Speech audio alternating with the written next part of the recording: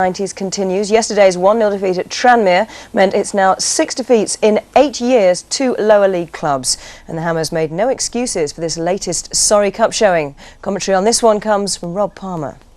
It's Dave Challoner with the throw. Tranmere's not-so-secret weapon. The longest throw in football.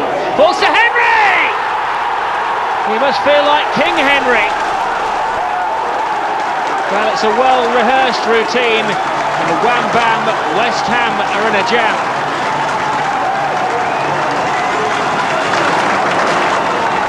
Lomas doesn't quite have the throw of Challoner. It's Potts. Lomas. Lampard, great save by Murphy, falls to Ruddock! Oh, there was a gaping goal. It was a tremendous initial save from Joe Murphy to keep out Lampard, but Neo Ruddock had a gap as wide as the Mersey to score it. Lampard, Di Canio, great run, freedom of Prenton Park, he must score! Of all people, the man who stopped him was the Tranmere number 9 and centre forward, David Kelly.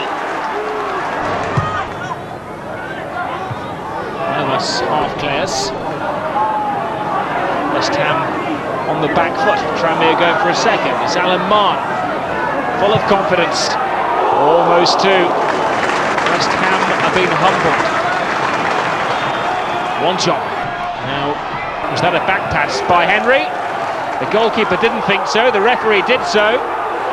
Joe Murphy's going to have to get back on his line in case West Ham take this free kick quickly. Well, this may be a slightly harsh decision. It's a teenage goalkeeper. In years to come, I'm sure he'll kick that ball out of play.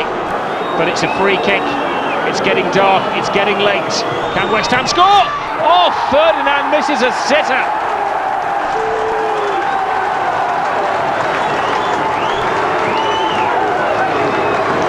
He should have scored.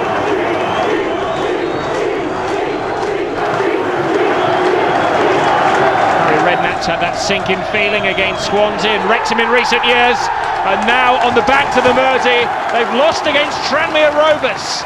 I thought they did trouble us a lot more than they did, but you've got to say it's down to our lads.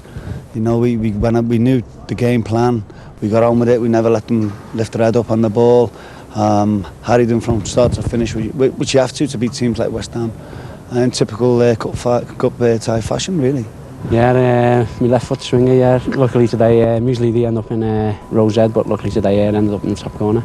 We just couldn't get going. I mean, I thought they were terrific, they were good value for their win. They played a game that was very different to what we've been used to. They squeezed up on the halfway line. We never had the ability or the know-how to break them down. We hit straight balls. We kept running offside. There was no pattern to our play. We never got going. It was a disappointing day all round, yeah, for sure. But I really did fancy Tranmere to beat West Ham. I really thought that John Aldridge's men, they've been on such a roll of late. John's really turned it around, and well, this is.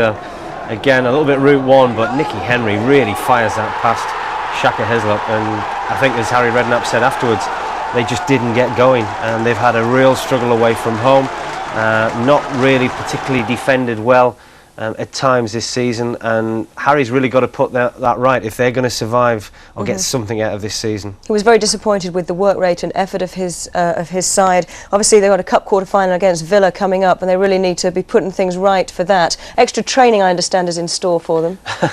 Well, I think that when things are, you've got to look at ways of putting it right. You've got to work hard. That's the only way out of this rut that West Ham are in, especially away from home. So I think that as far as that's concerned, again, another cup. It offers them an opportunity to progress, hopefully towards Wembley. Villa, who they'll play, are also struggling. But Harry's realistic. He's done a great job there. He really has pulled things around for them. And let's not forget, 3 or 4 years ago, everybody was predicting them to be relegated. Now you're talking about them perhaps sneaking a European place.